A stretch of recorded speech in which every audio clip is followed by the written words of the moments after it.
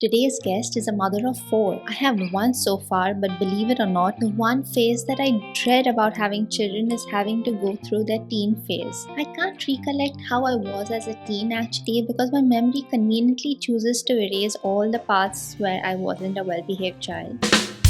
No, but seriously, like most, I'm sure I was a pain in the arse for my parents. Oops, language. But I'm very strong-headed, unreasonable sometimes, and always want to do things my way. Hard to believe it, right? So you can understand why I'm petrified to mother kids who possess my genetic information. More so because everyone says my little ones look and behave like me. Help me. But jokes aside, we are all aware about the pressure that kids are going through today. Be it at school, to survive in the world, it's a jungle out there. So I decided to pester my friend Keri to help us navigate this crazy world for our kids. Keri Cooper is the owner of Keri Cooper Holistic Therapy in northern New Jersey. She counsels teens and works to give them the tools they need to navigate through life. Keri is the author of the book Mental Health Uncensored, 10 Foundations Every Parents Need to Know and 10 Foundations Every Teens Need to Know. She's a graduate of the University of Pennsylvania. And when Keri isn't busy working with teens, she's busy with her own 4 children and her flock of chickens. Let's meet Keri and find out what are the growing mental health struggles she has witnessed firsthand with children and teenagers today. You can't have great mental health if you don't have a strong physical foundation. It's always going to be an uphill battle. Like everything just gets harder if you're not taking care of yourself physically. Since COVID, especially, anxiety has gone through the roof with these kids. It's really a mental health crisis at this point. And any kid who was hanging on by a thread before COVID, I think got pushed off the ledge, and anxiety is through the roof. It is amazing how many kids are suffering right now.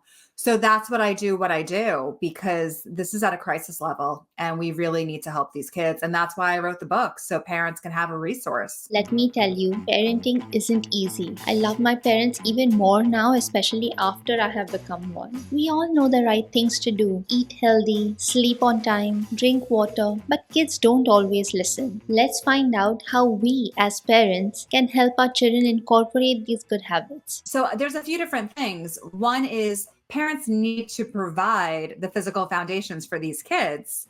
That way they can survive and they can deal with anxiety.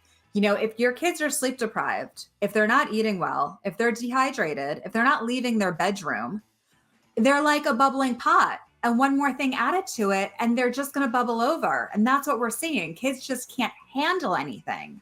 It's not that they're having massive traumas happen in their life. It's any small thing they just can't handle. So I think it's really important for parents to be able to, one, model it at home, but also implement it at home. You know, when we talk about hydration, really only water needs to be available in your house. Get rid of the soda and the energy drinks and everything else. When we talk about sleep, your kids need to sleep at night. Pull the electronics from their bedroom at night. You are the parent, you are in charge. Pull the electronics. So I think it's, those types of steps that we really need to be taking as parents. I know what I'll share now might sound cliche, but your kids will mimic most of what you do. If I look back in time, I always wanted to be like my mom and dad in many ways. Though I'm not, and I don't think in any way I ever can, they're just too good. But unknowingly, kids imbibe the presence that they are in. So let's see what Keri shares. How can parents help their kids and give them the tools that they need to be successful in the real world? There's only so much you can control as a parent, especially as they get older, because as they get older, you need to back away in terms of, restrictions, and they need to be able to do things on their own.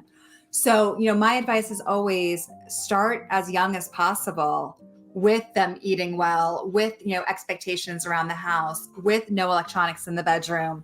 And I think a lot of times parents do know what they should be doing. They know it in their gut. But lots of times they get trapped in, well, everybody else is allowed to have a phone in their bedroom at night. And they kind of cave to that.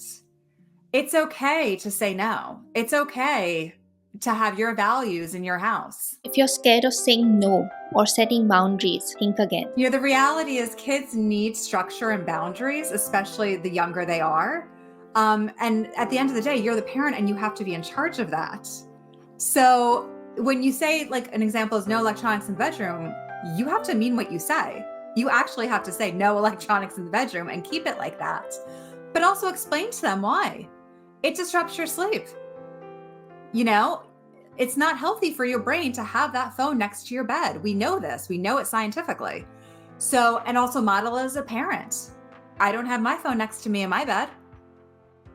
And that's just the expectation of the household. It's everyone is buying into it. Everyone is doing it. You know, when I tell my kids to get outside and get some fresh air, I'm also getting outside and getting fresh air. So, you know, kids are always trying to push boundaries. That's normal. It's completely normal. And you can't lock them down on everything. So you have to pick for yourself and for your family what is truly important to you. For us, what's truly important in my family is limited electronic time.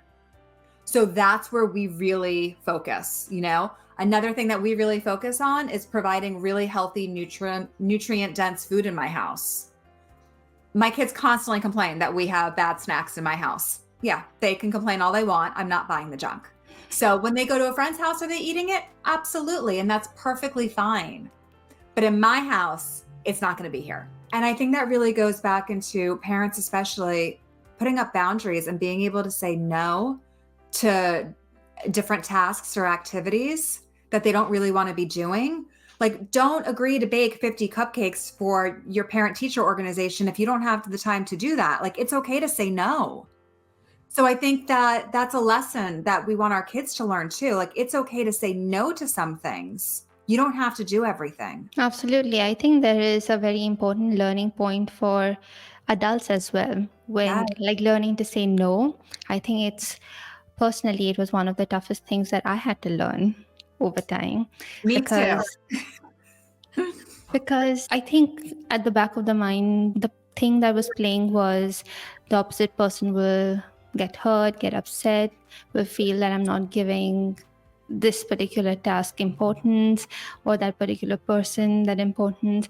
And then I realized that they understand, everyone understands. And in fact, people appreciate and respect when you stand up for yourself and when you rationalize and reason out what you need to prioritize at this point of time and what you don't. So I think that was a beautiful message that you sent out there, learning to say no, and it is completely all right. So coming back to each aspect that you mentioned and how important it shapes mental health, let's speak about incorporating good sleep into the routine.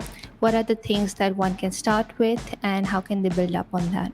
Yes, absolutely. So good sleep looks like same bedtime every night, especially when they're young. It's so important when they're young. You know, we know the toddlers who like miss their nap, how cranky they are the next day. Teenagers aren't much different. When they don't get enough sleep, they're cranky the next day. So if you don't want that cranky teenager, you better hope that, you know, they're going to bed at a reasonable hour. And one of the ways to help that is, again, to pull all the electronics out of the bedroom at a certain time. So a good, you know, bedtime. They should also really, from the moment they're able to work an alarm, be able to wake themselves up. That's a life skill. That's independence. You want your children to be independent and not relying on you for everything. That's also what builds up their own self-esteem and self-confidence. Get a $10 alarm clock, you know, that works off a battery. Show them how to work it. Let them wake up for school in the morning. Like, that's important for them. And it's also important that you're not fighting with your kid in the morning trying to wake them up. Nobody wants that battle in the morning, you know? So try to make them responsible for it. And I've also noticed that the more responsibility you give kids, they enjoy it. They like being able to be independent. They like knowing they could do things on their own. So always encourage that. Also, throughout the day, make sure that they're winding down at night. You know, play a family game, do something with them, engage, but kind of start winding down.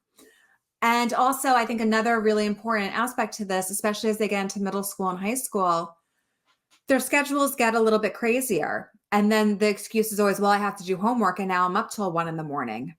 If their schedules are too crazy, you need to pull back. Like, as a parent, you need to be able to say, you cannot be up till 1 or 2 a.m. doing homework. Something's not working. Let's sit down together and look at your schedule. What can we do? And work with them to see how that could be fixed. Like, I always see that everyone's trying to do and get the latest thing and do the newest thing that is available. And sometimes we miss the basics, right? So what about hydration? What are your thoughts on that? And how can somebody get that Hydration is so important. And the scientific literature even shows if someone's dehydrated, they're more likely to be angry. They're more likely to not be able to focus. This is so crucial for our kids, especially when they go to school. They need to be hydrated. And hydration is such a simple one. And it's, I have my water bottle that I take everywhere with me. And kids these days, we're actually really lucky. They have these water bottles that they love and they're cute and they like to bring them to school. So encourage that. Have water at dinner, have water in, your house all day. They don't need to have other products in home to drink. You could really just provide water. How do we help children learn the importance of a healthy lifestyle and how that impacts their mood? So what's interesting is that when I've had kids really make changes, they see it and they feel it. And then they're really looped in. So it's always important for parents to let them know, let's track your mood. Let's see how you feel when you're drinking more water. And that's, my teen workbook, I have charts. Let's connect your mood to this so that they can actually see, oh, wait, I slept well last night. And today I feel way more productive. So to always make those connections, or if they're really cranky one day, be like, you did eat that bag of candy yesterday. Make the connections for them and help them understand that it's all connected. And lots of times, if kids sometimes don't buy into it for mental health, they buy into it for, their skin. And it's well, if you're drinking more water, your skin's going to look better. If you're eating better, your skin's probably not going to break out. So sometimes they'll get looped in that way. But the bigger picture is to create an environment where this is just the norm, where eating well is what happens in the home and that everyone's buying into that. Keri, now diverging a little off topic because this is what the core specialty is. What does aging mean to you? Aging is a gift. Because if I'm not aging, then I'm dead. So I'm really happy to age. And I'm in my mid-40s at this point, and I'm just embracing it. Is there something that you would want to tell your 18-year-old self or anyone younger who's watching and listening to us today? Yeah, that's a great question. I would tell them to run your own race. Don't compare yourself to anybody else. Just when you run your own race, you're looking at your goals, and it doesn't matter what anyone else is doing around you. You have the ability to feel better. You really do. It's about the simple stuff. It's about the day-to-day habits.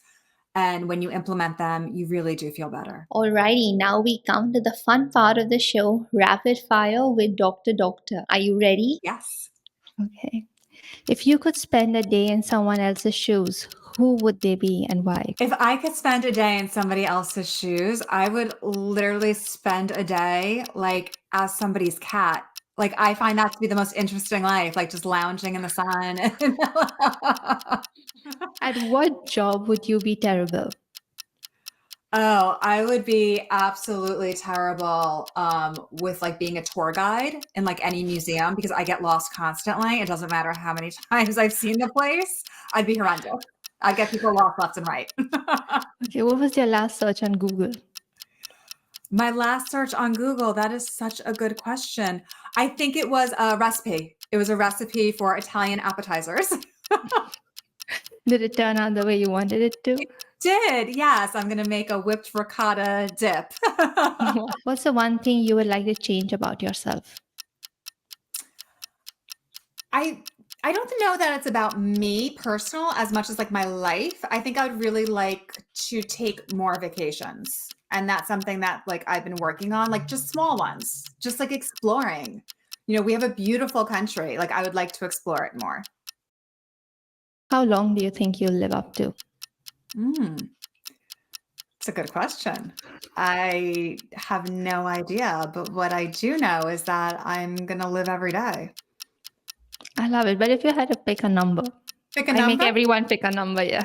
Let's go 98. I like 98, how that sounds. Sounds good. If you were given a chance to explore the oceans, go to outer space, or visit 50 different countries, which one would you choose and why? I think I would do 50 different countries because with exploring them, I'd get to explore all of their food. And I think food is just such an important part of culture, and it's so amazing. That's what I would love to do. The eyes or the lips? Eyes. Okay. Education or experience? Experience. Sunset or sunrise? Sunset. Okay.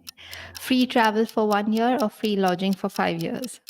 Free travel for 1 year. A giant library filled with every book ever written, or a virtual reality library with infinite knowledge? Library with every book. Love or money? Love. Thinker or doer? Doer. Definitely doer. Okay, I think you fared very well. Thank you so much for taking the time to tune in. If you found the video helpful, don't forget to give it a thumbs up. If you have any topic requests or want me to host a guest and have any recommendations, feel free to leave it in the comments below. Continue to glow, thrive, and shine as always. Take care.